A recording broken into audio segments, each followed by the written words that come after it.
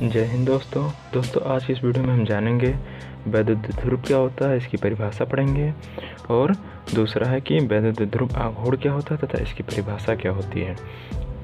दोस्तों ये दोनों ही परिभाषा हमारे बोर्ड एग्जाम के लिए बहुत ही इंपॉर्टेंट होते हैं, इसलिए इन दोनों को पढ़ना बहुत आवश्यक है। तो चलिए शुरू करते हैं। पहले वैद्युत ध्रुव से लिखा है कि जब दो समान परिमाण एवं विपरीत प्रकृति के आवेश एक दूसरे से अति अल्प दूरी पर स्थित हों तो इस प्रकार बने निकाय को वैद्युत ध्रुव कहते हैं। कहा है समझना है, पहले ध्यान से देखिएगा और समझिएगा।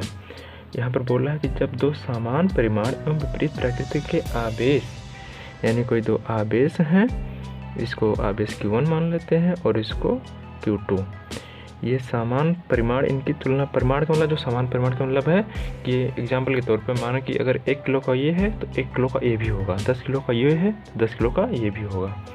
तो ये हो गया समान परिमाण एवं विपरीत प्रकृति के आवेश। विपरीत प्रकृति मतलब कि एक निगेटिव होगा तो एक आवेश पॉजिटिव होगा।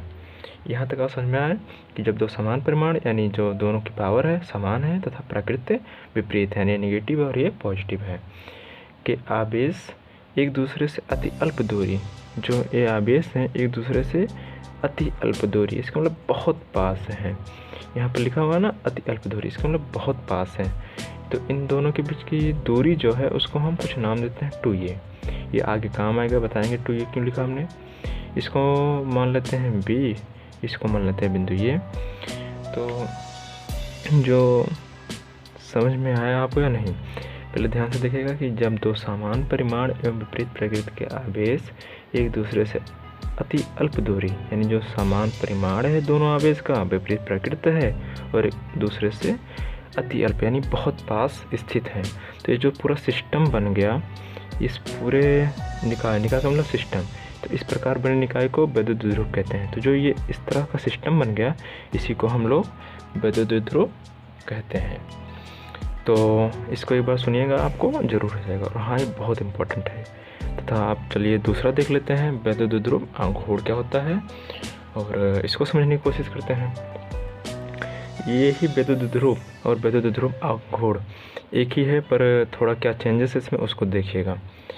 तो कहाँ यहाँ पर लिखा है वैद्युत ध्रुव के किसी एक आवेश का परिमाण, जो ये वैद्युत ध्रुव था इसमें से किसी एक आवेश का परिमाण तथा दोनों आवेश के मध्य के विस्थापन के गुणनफल को, जो ये वैद्युत ध्रुव बनाया हमने उसके किसी एक आवेश का परिमाण लेंगे तथा दोनों आवेश के मध्य के जो विस्थापन के गुणनफल को वैद्युत ध्रुव आघूर्ण कहते हैं। तो इसको ध्यान से देखिएगा क्या कहा है। वैद्युत ध्रुव के किसी एक आवेश, इसमें से कोई एक आवेश लेते हैं तथा दोनों आवेशों के मध्य जो विस्थापन है कि जो विस्थापन है उसके गुणनफल को वैद्युत ध्रुव आघूर्ण कहते हैं।